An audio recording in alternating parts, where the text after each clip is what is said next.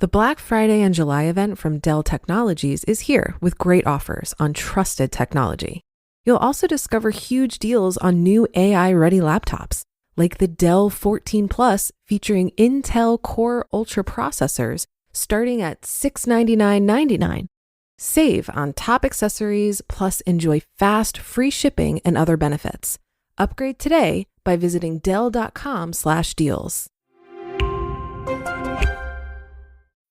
The Red Hot Clearance event is on right now at Burlington, and I'm excited for the markdowns. It's all about savings on top of savings throughout the store. This is when I stock up on styles for my closet, home decor, and much more because there's up to 70% off other retailers' prices on clearance. I mean, I'm going every day because these prices, too hot to miss. Burlington. Deals, brands, wow. Styles and selections may vary by location. This is Optimal Finance Daily. What if I don't go back to work? By Craig Stevens of retirebeforedad.com. Around friends and neighbors, I'm using the phrase in between jobs to describe my current employment situation. That's a convenient euphemism to make it sound less bad. Most people aren't familiar with my business, so they only see a jobless dad of 3 kids married to a non-working mom dealing with a mortgage and the same suburban costs they struggle with. I used the term unemployed the other day with a former coworker, and I sensed sorrow in his reply text message. "Oh," he wrote, "in a town where conversations often revolve around employment, I'm conflicted about my actual status. Yes, I'm between jobs because I left a job and intend to go back to a new one. Yes, I'm technically self-employed because I work on a business that earns money. Yet I was laid off and I'm looking for work, so I'm unemployed." The way I frame my story changes depending on who I talk to. The truest answer is it's a long story that only my family and a few friends understand. And you. Regardless of what it's called, I like my status right now. I'm home every day. I make breakfast for the kids and take them to school. I go to the gym when I feel like it. Errands are easy. We have multiple income streams and cash savings to get us through this period, so we're not stressed or panicking about money. Though our cash savings account is shrinking, and I don't like that. My side business work is fulfilling and challenging. It makes money and has the potential to grow more. That's exciting. It's all got me thinking, what if I don't go back to work full time? Never enough. For those new here, I lost my job of 14 years in early October when my project lost funding. I was always treated well, but my employment situation was never ideal. I hope to go back to work full-time in the new year in a similar field. I miss the benefits and salary. Even so, my plan remains intact to retire completely and never work again at age 55, 1 year before my dad retired. During this period of searching for a new position, I have time to focus on my side projects to set them up for future growth. Working for myself, I'm under constant personal scrutiny. Whatever I manage to accomplish on any given day is never enough. There's always more to do. More writing, more optimization, more tracking, more upgrading, more organization. I'm trying to automate where I can, but my business requires manual work on my part. On top of that, since I'm home all day, I'm under constant pressure to be accessible to my kids. When I worked in an office building, they couldn't knock on my door and ask for a butt wipe. Young kids don't understand the concept of work. All they want is more time with dad. Being more available is part of why I'm embracing this lifestyle in the first place. But balancing work and kids while self-employed is much more difficult than I anticipated. Waking up early is more difficult too. Planning out my day is not as straightforward as I hoped. When I work during the day, I tend to justify that working in the evening and on weekends isn't necessary. Maybe it isn't, but that feeling of not doing enough is always there. My biggest fears if I don't go back to work. As a sole breadwinner, I'm responsible for providing health and dental insurance for my family. Without a sponsoring employer, insurance is expensive. I want excellent insurance, not average insurance. We're on COBRA for now, but it's been a slow and somewhat stressful process. Maybe this is something I need to get over. Plenty of self-employed people have good coverage for their families. For now, at least, I want this aspect of my life to be stress-free. Working for a good employer with excellent benefits will put my mind at ease about healthcare for my family. Another fear is that the local or national economy will sour while I'm unemployed. This scenario would be bad for my side business if the market tanks and people stop reading about investing, and it would be difficult to find a new job. Not working for a salary puts a damper on my ability to grow wealth. I'm not contributing to my retirement accounts, and I've paused our college savings for now. Both actions make me uncomfortable. At age 42, I'm not ready to draw down my wealth for the rest of my life. A salary is a solid baseline. Any side income is gravy on top.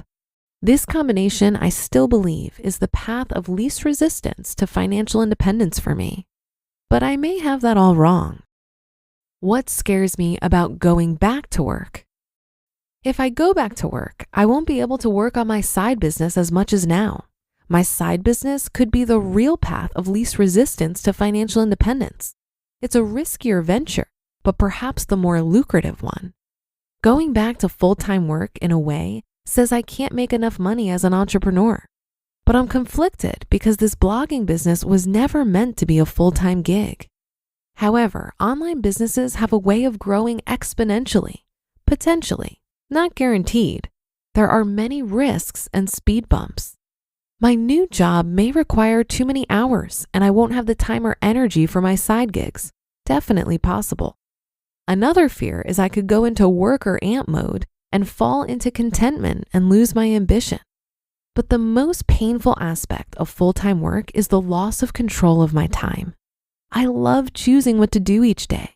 Even though I always feel short on time, having the choice is a premium luxury. Looking back at the last 14 years of my career, the hardest part of the job was the time commitment. The work wasn't so bad, but 40 hours per week is a lot despite being normal. The full-time job prevented me from extended traveling. It prevented me from seeing my kids 4 mornings a week. And it meant that my work was ultimately making someone else wealthy. The happy medium.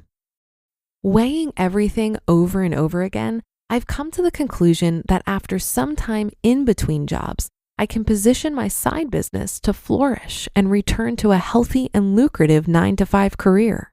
I'll need to be selective in my job choice so I'm not overwhelmed by a full-time work commitment where I still have some control of my time. Finding the right balance might take a while. I'm at the point in my career where I can be pickier with employers because I don't really need the job. Yet it would be tough financially not going back to work full-time if the business doesn't thrive. But our savings and passive income can carry us for some time. We can always move to achieve financial independence, and there's always money in the banana stand to keep us going. But I'm not ready to stop building wealth. More than anything, the desire for good health insurance is driving the decision to go back to work. Until my side business income surpasses what I can make as a professional, I don't expect that to change. Conclusion. Now that I've been unemployed for 2 months, I've seen the challenges of being self-employed. Actually living the self-employed lifestyle is a blunt realization that it's not as easy as it seems. The challenges are real and many.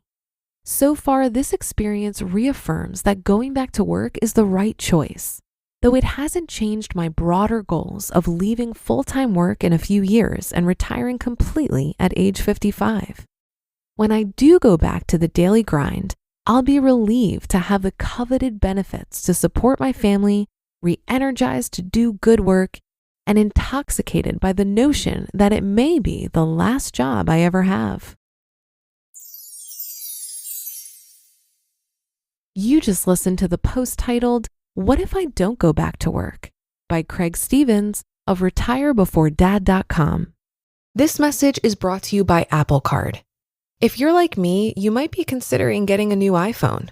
But have you considered upgrading your credit card? When you use your Apple Card with Apple Pay or the laser-etched titanium Apple Card, you can earn unlimited 3% daily cash back on everything you buy from Apple, whether it's a new iPhone, an iPhone case, or even a service like Apple Music or Apple TV Plus. Earning 3% back on the Apple products and services you love? It's an easy decision. You'll only wonder why you weren't doing it sooner. Subject to credit approval. Apple Card issued by Goldman Sachs Bank USA, Salt Lake City branch. Terms and more at applecard.com. Does it ever feel like you're a marketing professional just speaking into the void?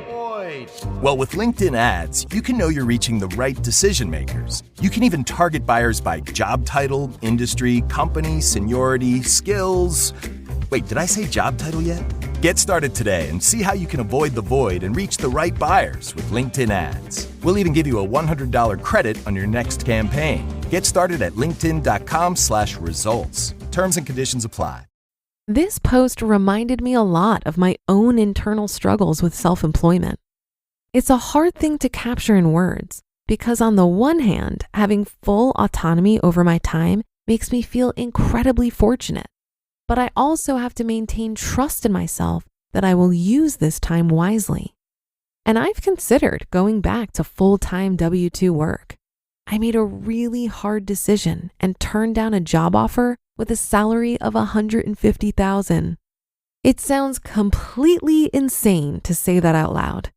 It was a really good job with great benefits, a company I believe in that's doing good in the world, and I'm highly qualified for it. But the demand on my time would be costly. It may have affected my ability to host this podcast, which is something that I love, or stretch me too thin on other projects like the Economy Conference, which is an event I produce. The reality is, since I left my corporate job in January of 2021, I've had a $100,000 decrease in my income, and it has had absolutely no effect on my quality of life. That's freedom to me. That tells me that I'm doing something right and prioritizing the precious resource of time over the opportunity to make more money that, frankly, I don't really need that bad. This article reminded me that not being tied down with a full-time job will allow me the time and energy to explore income streams that are perhaps less demanding and more fulfilling. It's a scary choice that I made because there's still a lot of uncertainty on where my future income will come from. But I'm really trying to embrace that uncertainty with a level of trust in myself and recognizing that I can't possibly anticipate today the opportunities that will present themselves tomorrow. There will always be more job opportunities in the future, but I think one day I'll look back on this incredible time of exploration and be glad that I bet on myself. And that will do it for today. Have a great day and start to your weekend. Thank you for listening, and I'll be back here tomorrow where your optimal life awaits.